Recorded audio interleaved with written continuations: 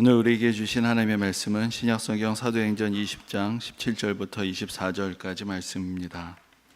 허락하신 말씀을 봉독하겠습니다.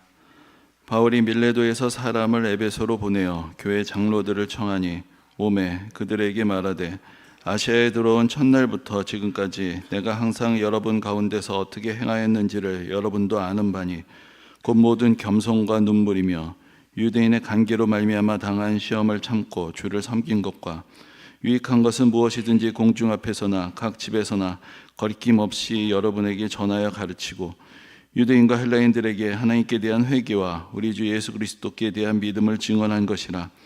보라, 이제 나는 성령에 매여 예루살렘으로 가는데 거기서 무슨 일을 당할는지 알지 못하노라.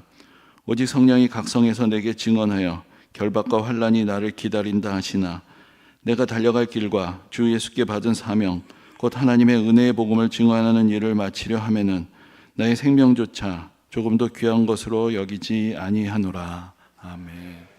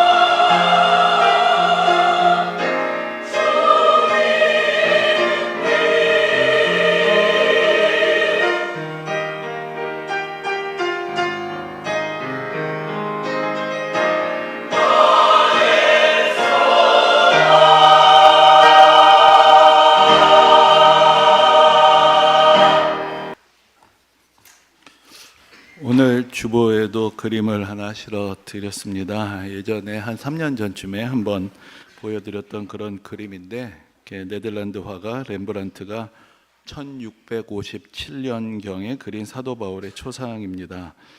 근데 이제 이 그림이 그려진 1657년은 렘브란트의 인생에 있어서 매우 어두운 그런 시기였습니다. 그가 한때는 매우 인기가 많은 그런 화가여서 그의 작품들이 비싼 값에 팔려가고 그러면서 많은 돈을 벌었지만 그러나 그의 삶이 그렇게 평탄하지 못하고 또 거꾸로 많은 빚을 지게 되었습니다. 그 당시에 또 미술 경기가 아주 안 좋아지고 또 그의 명성이 떨어지면서 또 많은 어려움을 겪게 되었고, 그래서 1656년에는 결국은 파산 선언을 하게 되었습니다. 그래서 그가 자랑스러워하던 집도 내어놓게 되었고, 자기 작품뿐만 아니라 그가 평생 아끼면서 모아왔던 그런 모든 자기 자신의 그 컬렉션이 있었는데 그 수집품도 다 헐값에 경매에 내어놓게 되었습니다. 그리고 화려하게 살던 그 모든 것들을 내려놓고 한순간에 이제 작은 집으로 옮겨가야 했던 그런 시기였습니다. 근데 학자들은 이 시기가 렘브란트가 사도 바울이라는 인물에 깊이 빠져들게 됐던 그런 시기였다라고 그렇게 이야기를 합니다. 렘브란트는 평생에 걸쳐서 사도 바울을 여러 번 그렸습니다. 이미 21살이었을 때에도 사도 바울을 그린 적이 있는데, 그 다음에 오늘 이 그림을 그렸고, 그 다음에 2년 후에도 사도 바울의 그림을 그렸습니다. 그리고 오늘 보여드리는 그림은 아니지만 마지막으로 1661년에 또 한 번의 사도 바울의 그림을 그리게 되는데, 그 마지막 그림이 특이한 것은 자기 자신의 자화상인데 사도 바울의 모습으로 그렸다라는 그런 특징을 가지고 있습니다. 그러니까 렘브란트가 그 자화상을 많이 그린 그런 화가로 유명한데, 다 합하면은 한 70편이 넘는 그런 자화상을 남겼다고 합니다. 그런데 어떤 특정한 한 성경의 인물의 모습으로 자기를 표현한 것은 이 사도 바울이 유일합니다. 그러니까 렘브란트는 자기 자신의 삶을 사도 바울의 삶에 이입을 하면서 그렇게 스스로를 돌아보고 있었다는 것입니다. 그럼 왜 그렇게 사도 바울의 매료가 되었는가?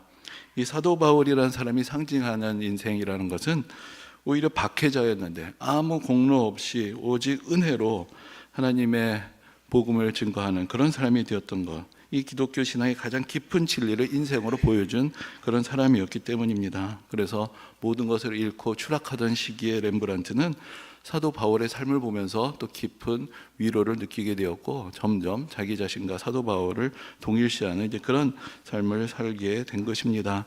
그래서 전통적으로 우리가 사도 바울을 성화해서 그릴 때 특징이 있는데, 그것은 사도 바울을 대머리로 그리는 것입니다. 그러니까 그것은 그 과거에 그 초대교회에 남겨져 있는 하나의 기록 때문에 그런 것인데, 거기에 보면은 이제 성경에 나와 있는 것은 아니지만 바울이 안짱다리이고 매부리코의 대머리였다, 이렇게 자세한 묘사가 있는 그런 기록이 있습니다. 그래서 그 전통 때문에 늘 바울을 그렇게 머리숱이 없는 사람으로 그려왔는데, 렘브란트가 그린 그 사도 바울의 모습을 보면 그렇지가 않습니다. 그 과거의 전통이 깨어져 있는 것을 봅니다. 그것은 그 렘브란트가 바울을 볼 때 과거의 전통 속에서 보는 것이 아니라 자기 자신의 모습을 투영하면서 그림을 그렸다라는 하나의 증거가 될 수 있을 것입니다. 근데 이제 오늘 그림을 조금 더 살펴보게 되면은 이 그림 속에서 바울의 얼굴에는 또 약간 수심이 서려 있는 것 같은 그런 느낌을 받습니다. 무거운 사색의 빛이 담겨 있습니다.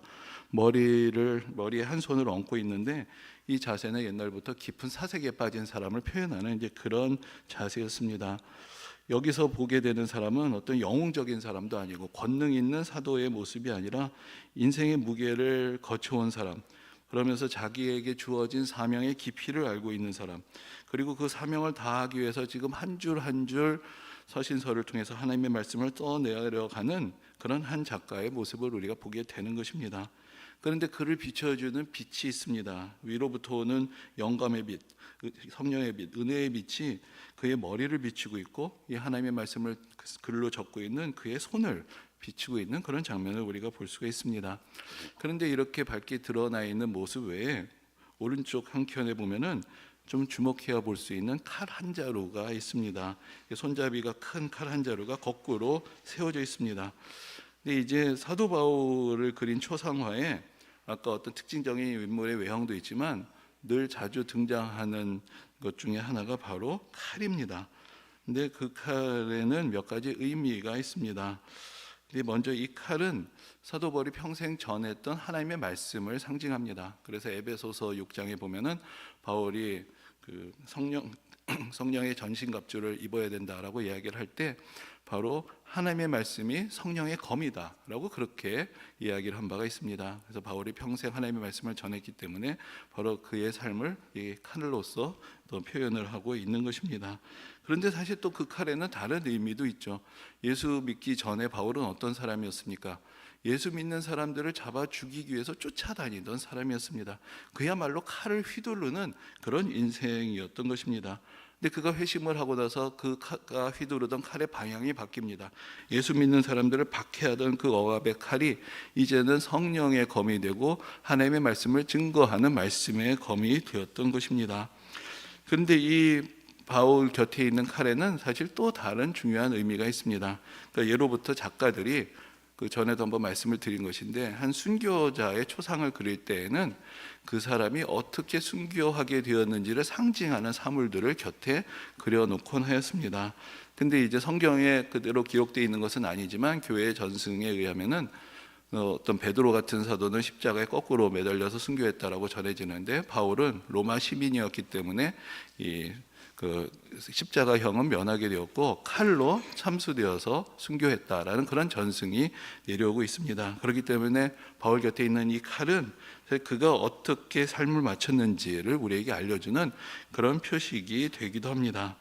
그래서 이 사도 바울의 초상화에 그려져 있는 이 한 자루의 칼은 그의 인생 전체를 한 번에 보여주는 그런 압축적인 상징이 됩니다. 회심 이전의 박해자로서 그가 휘두르던 칼, 그리고 회심 이후에 평생 전했던 하나님의 말씀, 성령의 검, 그리고 이 말씀을 위해서 결국 자기 자신의 목숨까지 내놓는 삶으로 순교자에게를 갔던 그의 삶을 상징하는 그런 한 자루의 칼, 이 안에 그의 삶의 모든 것이 담겨져 있는 것입니다. 근데 우리가 그 사도행전을 읽어가다 보면은 뒷부분으로 보면 이것은 거의 바울의 전기처럼 바울의 이야기들이 중요하게 등장하는 것을 보게 됩니다. 근데 사실 바울의 인생 여정은 우리에게도 매우 중요한 것입니다. 그것은 지난 시간에도 말씀을 드렸지만, 이제 바울이 하나님의 부르심을 받아서 그 선교사로 보냄을 받게 되었던 그 순간부터 시작된 이방인을 향한 복음의 전파가 사실 2000년의 역사를 통하여 지구로 한 바퀴 돌아서 우리에게까지 이르게 되었기 때문입니다. 그러나 또한 다른 의미들도 찾아볼 수 있습니다. 사실 여러분들 아시는 대로 바울은 예수님의 12제자 중에 한 사람이 아니었습니다. 예수님께서 갈릴리에서 예루살렘에서 말씀을 전하실 때 그 말씀을 직접 듣고 회심하고 예수님의 부르심을 받았던 제자가 아니었습니다. 오히려 그는 예수님을 믿고 따르는 사람들을 무지하고 어리석고 해로운 사람들이라고 생각하고 박해하던 사람이었습니다. 그러다가 예수님이 승천하신 후에 부활하신 예수님의 모습을 그는 다메섹 도상에서 만나게 되었던 것입니다. 그리고 극적으로 변화하게 됩니다. 그래서 이 바울이라는 한 사람의 인생이 우리에게도 매우 중요한 의미를 주는 것입니다. 바울이 예수님을 만날 수 있었다면 우리도 만날 수 있다는 것이죠. 우리도 예수님이 승천하신 이후의 시대를 살아갑니다. 예수님께서 바울에게 나타나실 수 있었다면 우리 그 누구에게도 나타낼 수가 있다라는 것을 알려주는 것이고, 또한 바울처럼 자기 신념에 꽉 사로잡혀서 앞만 보고 달려가던 그 사람이 예수 그리스도 안에서 거꾸러지고 돌이킬 수 있었다면 우리도 그럴 수가 있고, 그 누구도 자기의 신념 체계 안에 갇혔다고 생각하는 저 사람은 도저히 말이 안 통한다고 생각하는 그 사람조차도 그리스도 안에서는 소망이 있고 변화될 수 있다. 이제 그것을 보여주는 상징을 우리는 그 바울 안에서 찾을 수가 있는 것입니다. 그리고 또한 이 바울이라는 사람이 우리가 성경을 읽어갈 때 갖게 되는 또 하나의 중요성이 있습니다. 성경에 등장하는 우리가 알고 있는 많은 인물들은 대개 얘기를 하자면 3인칭으로 등장합니다. 이 사람이 이러저러한 일을 했다. 근데 그 사람이 정작 어떤 생각을 했는지 그 마음의 내면의 깊은 소리들을 우리에게 들려주는 사람들은 성경에 많지 않습니다. 근데 이제 바울 같은 경우에는 좀 더 독특하게도 이제 우리가 사도행전을 읽어갈 때 또한 느끼는 것인데, 바울은 곳곳에서 바로 그 심판 때 재판정에 서게 되기 때문에 자기가 어떤 삶을 살았고 그 순간 무엇을 느꼈는지를 고백하는 그런 기회들을 사도행전 안에서도 갖게 됩니다. 그뿐 아니라 바울이 13권의 서신서를 썼는데 그 서신서들을 보면은 거기에 어떤 자신의 사명감이나 열정뿐만 아니라 그의 깊은 고뇌와 갈등, 또 그의 내적인 영적 투쟁, 그리고 그의 상처와 아픔까지도 사실 그 서신서를 통해서 우리가 알 수가 있습니다. 그래서 사실 우리는 바울을 성경 속의 어떤 인물보다도 좀 더 가까이서 느끼고 우리 인생을 투영하기도 하고 반추하기도 할 수 있는 그런 대상으로 삼을 수가 있는 것입니다. 그래서 이제 오늘 우리가 사도행전을 중심으로 해서 또 그 이후에 교회 전승과 함께 바울의 생애를 한번 쭉 정리를 해보고자 합니다. 그 말씀은 여기까지가 서론이었다라는 뜻이죠. 도무지 설교가 어디로 갈 것인가? 오늘 그래도 바울의 삶을 한번 쭉 정리해보는 그런 시간으로 또 여러분들이 또 이해하시고 받아주시면 좋겠습니다. 근데 이제 먼저 이름에 문제가 있습니다. 사도행전에 처음 바울이 등장할 때는 사울이라는 이름으로 등장을 하게 되죠. 그럼 언제부터 바울이라고 불리느냐? 바울이 1차 선교여행을 가서 구브로에 도착한 이후부터 바울이라는 이름이 사용되기 시작합니다. 그래서 그 이름의 의미, 왜 이름을 바꿨는가를 좀 심각하게 생각할 수도 있지만은 사실 그 당시에 이미 많은 사람들이 두 가지 이름을 가지고 있었습니다. 그러니까 히브리식 이름이 있고 또 헬라식 이름이 있었던 것이죠. 우리가 베드로 같은 경우에도 우리가 베드로라고 부르지만 베드로의 페트로스라는 이름은 헬라어식 이름이고 그가 원래 나면서부터 가지고 있었던 다른 이름이 있습니다. 그것이 시몬이죠. 그래서 우리가 베드로를 시몬 베드로 이렇게 부르기도 합니다. 우리에게 헬라어 이름으로 알려져 있는 많은 사람들이 사실은 또 집에서 부르던 히브리식 이름이 있었던 것입니다.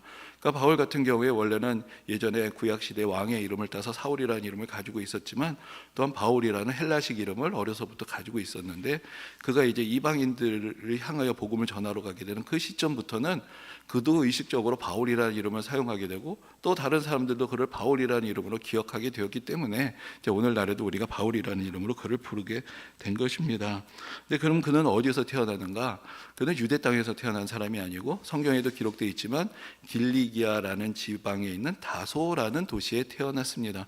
이 길리기아의 그 다소는 어디 있는가? 오늘날 튀르키예, 터키 그 남쪽에 있는 항구 도시인데 이제 오늘날에도 그 다소에 가면은 오늘날 타르수스라고 그렇게 불리는데 거기에 이제 바울이 마시던 우물이다. 바울의 우물도 있고 그 옆에 또 바울이 살던 집터가 발굴되어 있는 것을 볼 수가 있습니다.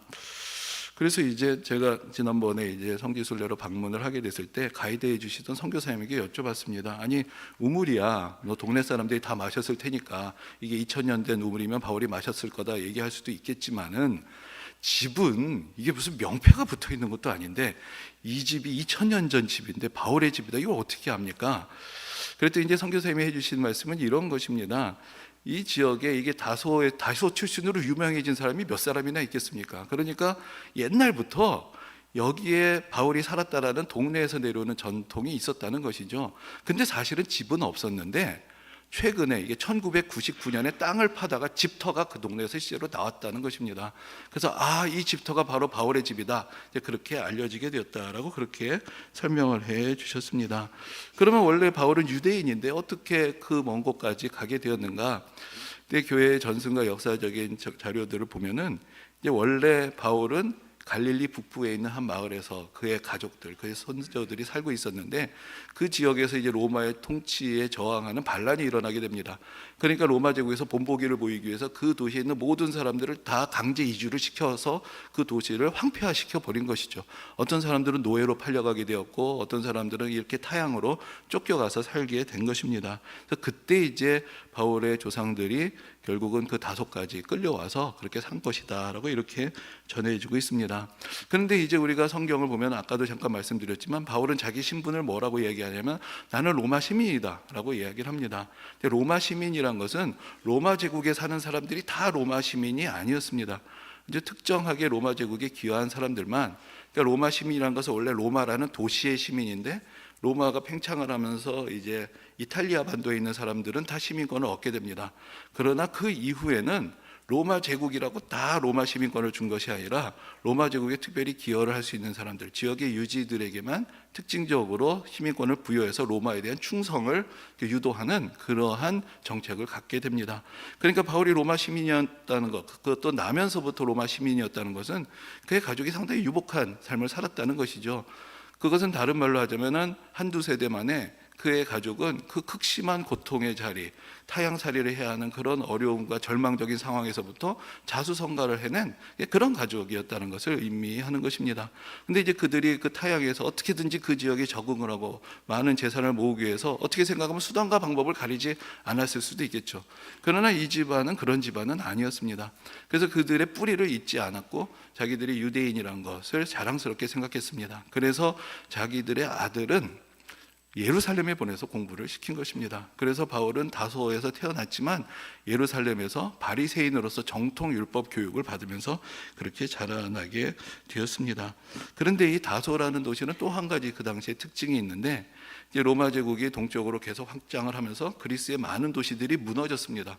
그러면서 그리스의 많은 철학자들이 도망을 가게 됐는데, 그 도망했던, 피난을 갔던 철학자들이 모여들던 도시 중에 하나가 또 다소였습니다. 그래서 오늘날에는 평범한 소도시지만 당시에는 지중해 지역의 학문의 중심지 중에 하나였고, 그래서 아테네나 알렉산드리아 같이 잘 알려져 있는 도시보다도 오히려 더 많은 철학자들이 있다라고 평가를 들 만큼 철학이 융성했던 그런 도시였습니다. 그러니까 거기서 바울이 어려서부터 자라나게 되었고, 그리고 나서 예루살렘에 와서 율법 공부를 하게 된 것이죠.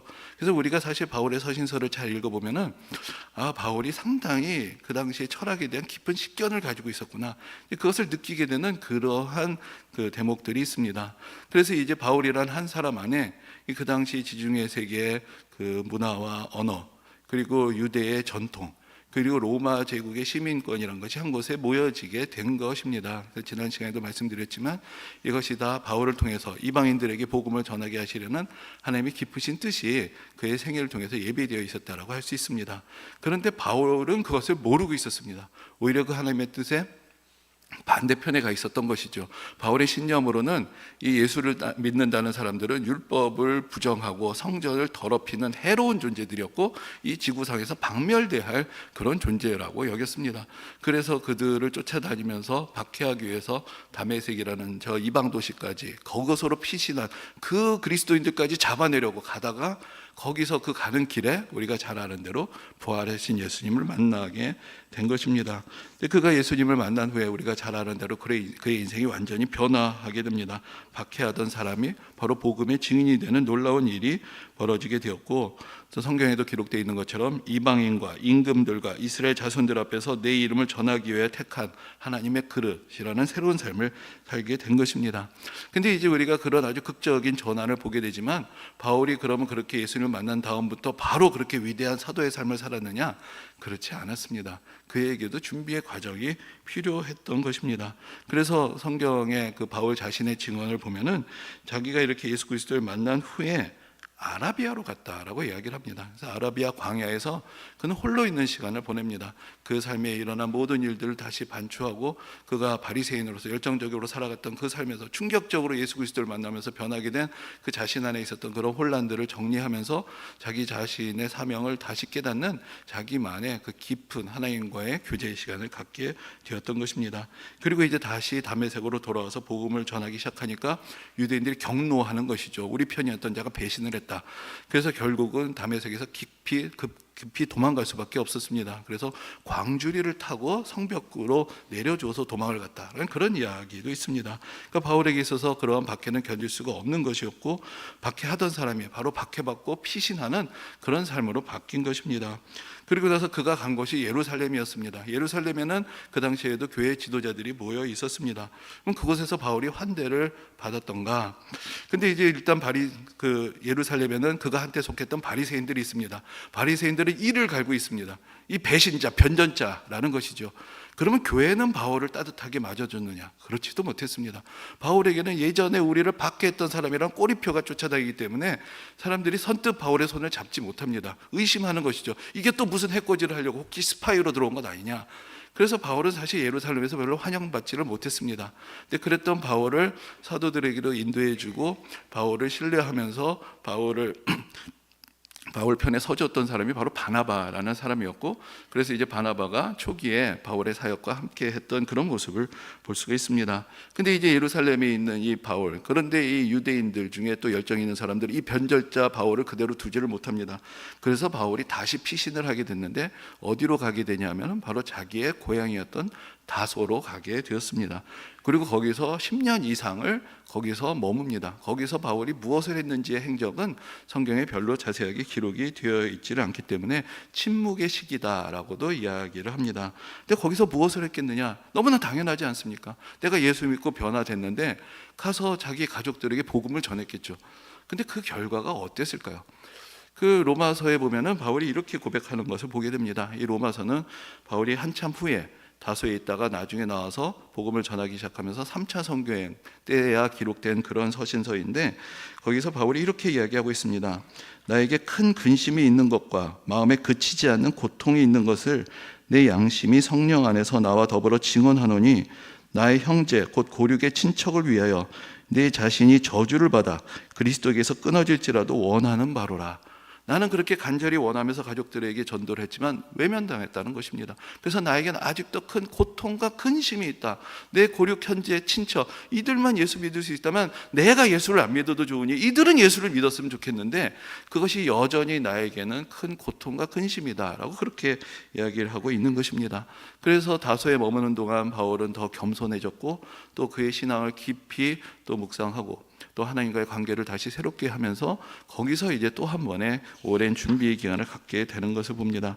그리고 나서 이제 우리가 아는 어떤 위대한 선교사로서의 바울의 삶이 시작이 되는 것입니다. 그래서 때로는 우리도 참 조급할 때가 있죠. 빨리 뭔가 의미 있는 일을 하기를 원하고, 뭔가 인정받아야 될 것 같고, 뭔가 우리 인생의 결과가 무엇인가를 빨리 요구하고 싶은 마음이 있지만, 바울도 회심한 다음부터 선교사로서의 분명한 사명을 받기까지는 10년이 넘는 세월을 여기저기 다니며 또 고생하며 자기의 사명을 확신하는 그런 기간들을 보내야 했던 것입니다. 그러던 와중에 이제 바나바가 다소로 찾아옵니다. 이제 안디옥이라는 곳에, 그렇게 다소에서 멀지 않은 곳이었는데 거기에 새로운 교회가 생겼다. 이 교회는 유대인과 이방인들이 같이 예배를 드리는데 유대인과 이방인 모두를 이해할 수 있는 사역자가 필요하다. 당신이 바로 적격자다. 그러니까 와서 함께 일하자. 그래서 이제 바울이 안디옥 교회로 오게 되고 바나바와 함께 안디옥 교회를 섬기게 됩니다. 그러다가 거기서 성령의 인도하심을 받아서 이제 선교사로 파송이 되고 1차, 2차, 3차 선교여행을 하게 되는 것입니다. 그 내용을 우리가 지난 시간에 살펴보았기 때문에 그것을 다시 말씀을 자세히 드리지는 않겠습니다. 근데 이제 바울이 한 10여 년에 이제 선교의 사역을 이제 시작을 하게 되는데, 1차 선교여행은 바나바가 주도를 했기 때문에 바나바의 고향인 구브로로 갑니다. 거기서 복음을 전하다가 비시디, 안디옥, 루스드라, 더베, 이고니온 이런 쪽을 쭉 그 터키 내부의 도시들을 둘러보고 이제 돌아오는 그런 일정이었습니다. 그리고 2차 선교여행 때는 바울과 바나바가 갈라지게 되었고, 그러니까 바울은 또 먼저 다소를 갑니다. 자기 고향을 한 번 더 가서 복음을 전했던 것이고, 그리고 사실은 자기에게 익숙한 원래 갔던 지역들을 중심으로 사역을 하려고 했지만 성령의 인도하심으로, 강권하심으로 결국은 바다를 넘어서 그리스 본토까지 쭉 다니면서 복음을 전했던 것, 그래서 쭉 아테네와 고린도까지 갔던 이야기 지난번에 드린 적이 있습니다. 그 3차 선교여행 때는 주로 에베소라는 도시에 머물면서 3년 동안이나 거기서 이제 복음을 전하는 삶을 살게 되었습니다. 그래서 이런 한 10여 년의 또 다른 그 선교의 사역, 그래서 예수 믿고 한 30여 년의 삶을 그렇게 그가 보내게 되었던 것이고, 그리고 나서 이제 그가 3차 선교여행을 마치고 예루살렘으로 가는 그 길에 오르게 됩니다. 예루살렘으로 가는 길에 이제 에베소 근처를 지나게 되는데, 그가 3년이나 정들었던 그 에베소 그 장로들을 다시 만나고 싶었던 것이죠. 그런데 예루살렘으로 가는 일정이 급박했기 때문에 에베소에 들리지는 못하고, 오늘 본문에 나와 있는 것처럼 그 근처에 있는 항구 도시 밀레도로 에베소의 장로들을 초청을 합니다. 그래서 그들과 만나서 어쩌면 고별 인사, 작별 인사가 될 수 있는 그 고별의 설교를 했던 것, 그것이 이제 오늘 우리가 함께 보셨던 오늘의 말씀인 것입니다. 이 오늘 본문 18절에서 바울이 이렇게 자기의 사역을 간증을 하고 있습니다. 아시아에 들어온 첫날부터 지금까지 내가 항상 여러분 가운데서 어떻게 행하였는지를 여러분도 아는 바니, 그 모든 겸손과 눈물이며 유대인의 간계로 말미암아 당한 시험을 참고 주를 섬긴 것과 유익한 것은 무엇이든지 공중 앞에서나 각 집에서나 거리낌이 없이 여러분에게 전하여 가르치고 유대인과 헬라인들에게 하나님께 대한 회개와 우리 주 예수 그리스도께 대한 믿음을 증언한 것이라. 그러니까 그가 그렇게 은혜를 증거하는 사역의 현장에서 그에게는 늘 자기 자신이 겸손할 수밖에 없었던 그런 난관들이 있었고, 눈물로 기도할 수밖에 없었고, 또 여러 관계로 시험을 당하고 마음이 어려웠던 시간들이 있었고, 그럼에도 불구하고 자기의 유익을 위해서가 아니라 바로 다른 이들의 유익을 위해서 필요한 것이라면 어떤 장애가 있어도 그것을 뚫고 나아가서 거리낌 없이 복음을 전하렸던 그런 삶이었다라고 그렇게 고백을 하고 있는 것입니다. 그렇게 많은 수고를 했습니다.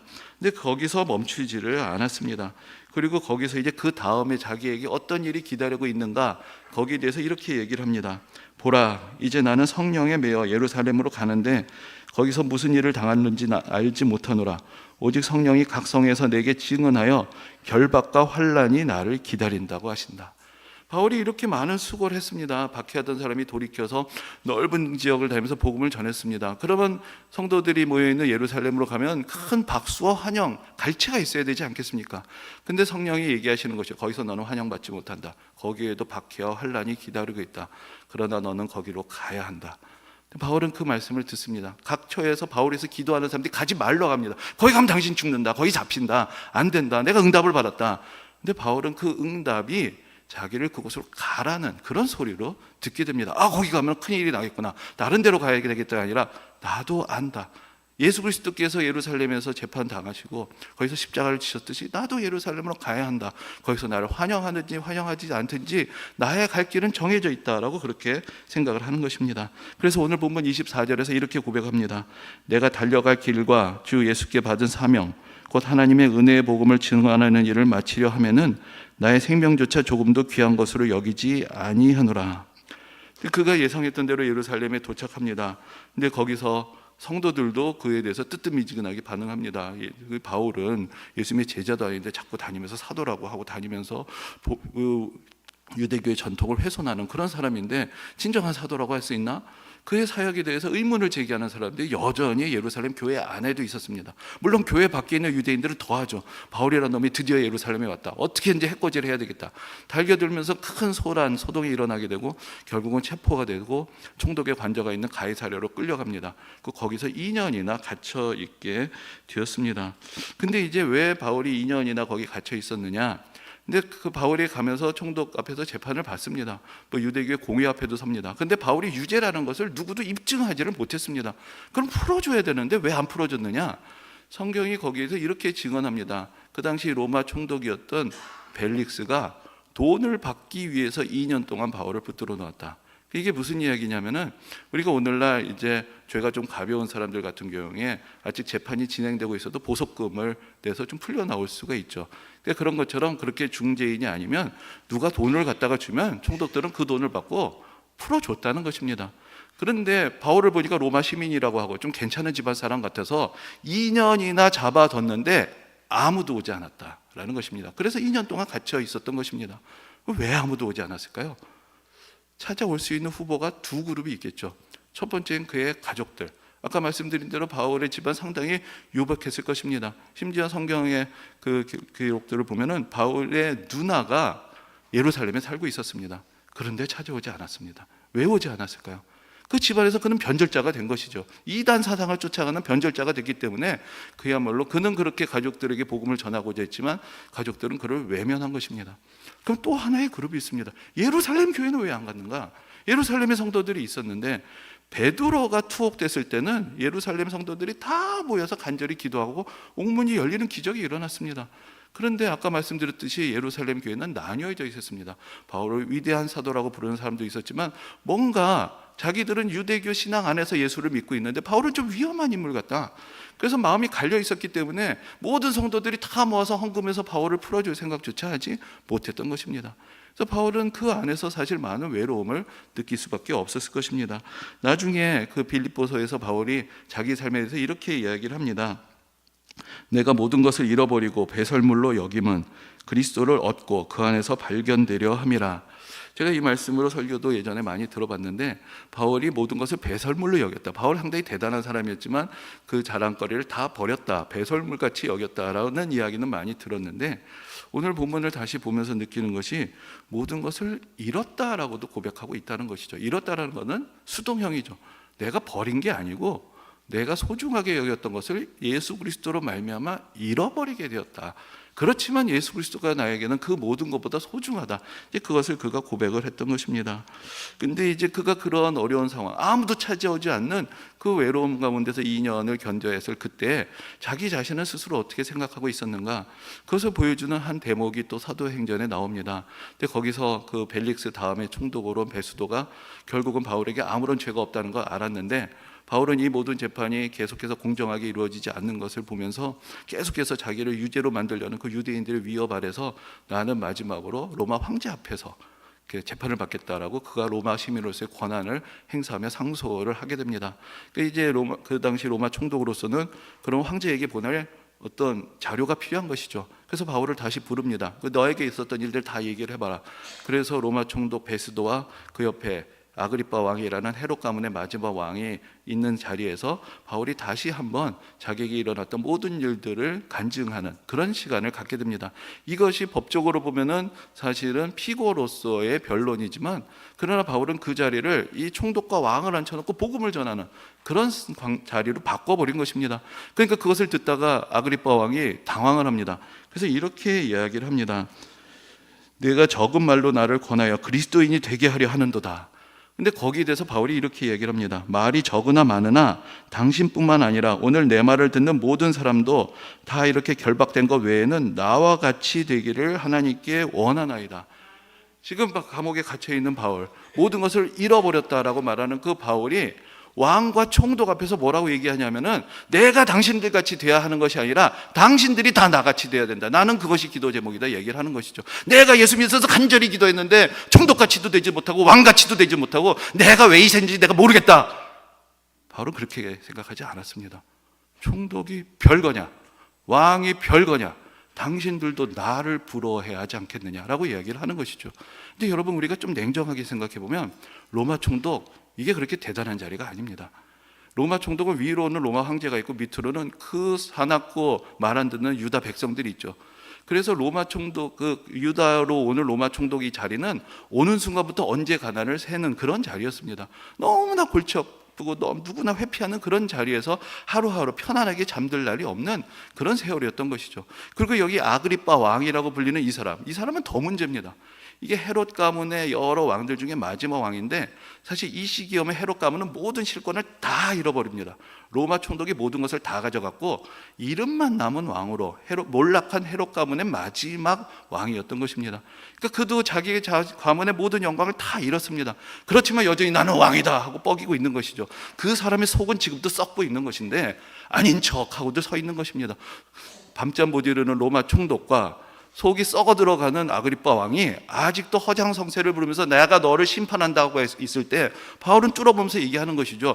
누가 누구를 심판하는 것이냐? 당신들이 심판자 앞에 설 사람들이고 바로 당신들이 나와 같이 돼야 구원을 받는 것이다. 당당하게 그렇게 선언할 수가 있었던 것입니다.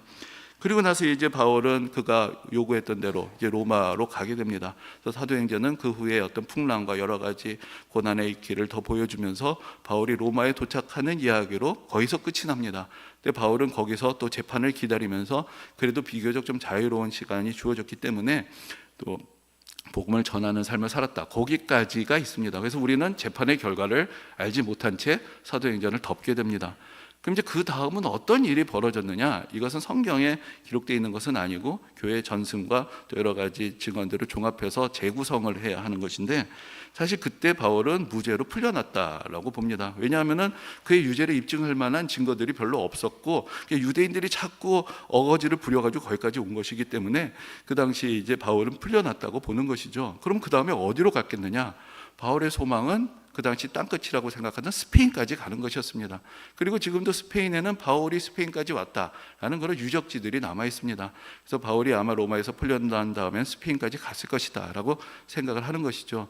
그리고 돌아와서는 이전에 자기가 복음을 전했던 그 지역을 다시 방문하면서 교회들을 세우고 또 이제 다음 세대를 양성을 합니다. 그래서 디모데나 디도 같은 제자들을 사역자로 파송을 하고 그들을 격려하면서 쓴 디모데 전후서, 디도서 같은 서신들을 우리가 보게 되는 것이죠. 그러다가 급작스럽게 바울이 다시 체포를 당하게 됩니다. 그것을 이제 디모데 후서를 보면 드로아였다고 이야기를 합니다.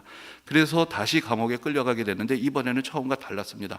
캄캄하고 어둡고 추운 지하 감옥에 쳐넣어지게 됩니다. 그때가 언제였느냐? 네로 황제가 그 유명한 그 기독교 박해를 하던 바로 그때였고, 기독교의 지도자로 그는 급작스럽게 체포가 되어서 끌려오게 된 것입니다. 그래서 이제 그 감옥에서 자기 인생의 정말로 마지막 순간을 맞이하면서 쓴 서신을 우리가 디모데 후서라고 보는데, 거기에서 이제 바울이 디모데에게 빨리 오라, 겨울이 되기 전에 빨리 오라고 그렇게 재촉을 합니다. 그러면서 이렇게 이야기를 합니다.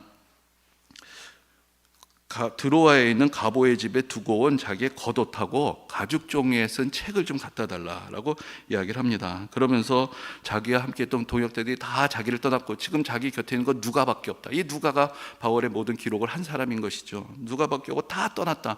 너는 빨리 나한테 좀 와라. 겨울이 되기 전에 오라. 오면서 겉옷을 좀 갖다 달라. 그리고 가죽 종이에 쓴 책을 갖다 달라라고 이야기를 합니다. 지금 겨울이 되면 이제 그 당시 지중해에서는 배가 다니지 못했다고 합니다. 그러니까 겨울이 되기 전에 오지 않으면 디모데는 봄이 돼서야 올 수 있는 것이고 그 사이에 자기는 세상을 떠날 수도 있는 것이죠. 그러니까 속히 오라고 하는데 점점 겨울이 다가옵니다. 그런데 바울은 얼마나 급하게 체포를 당했는지 옷까지도 챙기지 못했습니다. 점점 날은 추워지는데 옷을 그 더위를 그 추운 몸을 가릴 겉옷조차 없어서 겉옷 좀 갖다 달라라고 그렇게 얘기를 하는 것이죠. 그리고 이 가죽 종이에 쓴 책은 무엇일까? 그것을 많은 학자들은 이것이 성경이었을 것이다라고도 이야기를 합니다. 그러니까 성경도 챙기지 못하고 겉옷도 챙기지 못하는 채 지금 끌려와서 언제 죽을지도 모르고 이 겨울을 넘길지 말지도 모르는 그런 상황 가운데서 디모데후서를 썼다라는 것을 우리가 알 수가 있는 것입니다. 그 위대했던 사도가 우리와 똑같이 추위를 느끼고 외로움을 느끼고 벗을 그리워하고 제자를 그리워하는 그런 모습을 보게 됩니다. 평생의 믿음을 지켰던 충성스러운 하나님의 종인데 그 말년이 우리가 생각하는 것처럼 그렇게 평온하고 안락한 그런 삶은 아니었던 것을 보게 됩니다.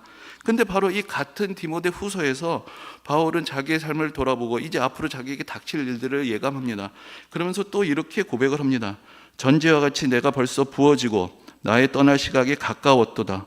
나는 선한 싸움을 싸우고 나의 달려갈 길을 마치고 믿음을 지켰다라고 이렇게 이야기합니다.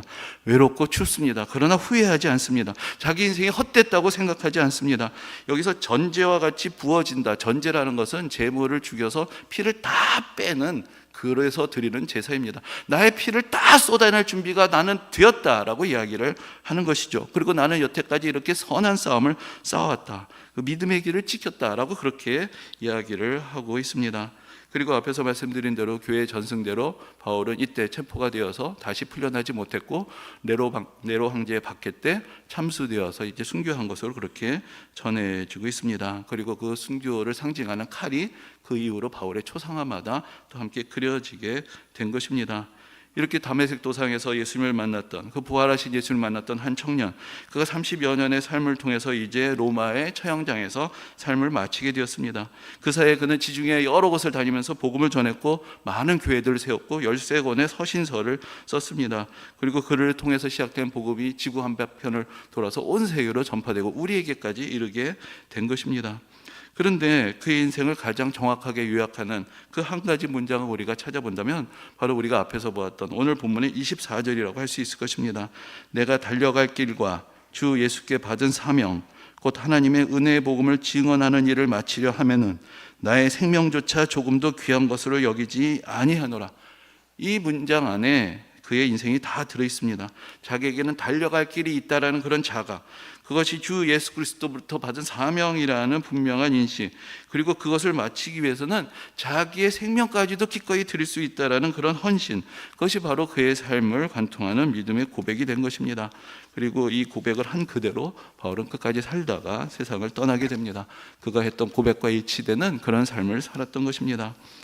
앞에서 도입부에서 렘브란트의 그림을 다시 돌아봅니다. 거기에 아까 말씀드렸던 칼이 있습니다. 그럼 이제 우리는 이런 질문을 우리에게 해볼 수 있을 것입니다. 바울에게 있어서 이 한 자루의 칼이 그의 인생을 요약하여 주는 상징이었다면은 우리에게는 누가 우리의 한 사람 한 사람의 초상화를 그리겠다고 한다면 그 옆에는 무엇을 그려달라고 할 수가 있을 것인가? 우리 인생을 단 한 가지 사물로 압축해서 보여줄 수 있는 그것은 우리에게는 무엇일까? 내가 평생 무엇을 위해서 살았는지, 무엇을 위해서 내 마지막을 맞이하였는지라고 이야기할 수 있는 그것은 무엇일까? 우리는 스스로에게 질문해 볼 수가 있어야 할 것입니다. 물론 우리는 바울이 아닙니다. 우리는 사도가 되어야 하는 것도 아니고 우리 모두가 다 순교자가 되어야 하는 것도 아닙니다. 그렇기 때문에 우리 곁에 칼이 그려지지는 않을 것입니다. 그러나 바울의 인생은 우리에게 분명한 질문을 던져줍니다. 우리에게 달려갈 길이 있는가? 나는 예수 그리스도께로부터 받은 사명을 깨닫고 있는가? 그리고 그 사명을 위해서 나는 무엇까지 내려놓을 수 있는가? 바울의 삶은 바로 우리에게 그러한 질문을 던져줍니다. 바울로부터 시작해서 2000년이 지난 지금 이 시대 우리는 그 복음을 받은 수혜자가 되었습니다. 그리고 바울도 그가 받은 복음을 전하기 위한 그의 인생의 여정을 살아갔고, 우리도 우리 앞에서 바울이 갔던 그 길을, 예수 그리스도께서 가신 그 길을 따라갔던 바울이 있었고, 바울이 갔던 그 길을 따라갔던 많은 또 성도들, 선교사들, 순교자들이 있었고, 이제 그들이 전해진 복음을 받아든 우리가 또 가야 하는 우리의 인생길이 우리 앞에 놓여 있는 것입니다. 이때 우리는 우리 인생의 마지막 순간에 무엇이라고 고백할 수 있을 것인가? 바울처럼 나는 선한 싸움을 싸우고 나의 달려갈 길을 마치고 믿음을 지켰다, 이렇게 고백할 수 있는 그런 모든 축복된 성도님들이 되시기를 주님의 이름으로 축원합니다.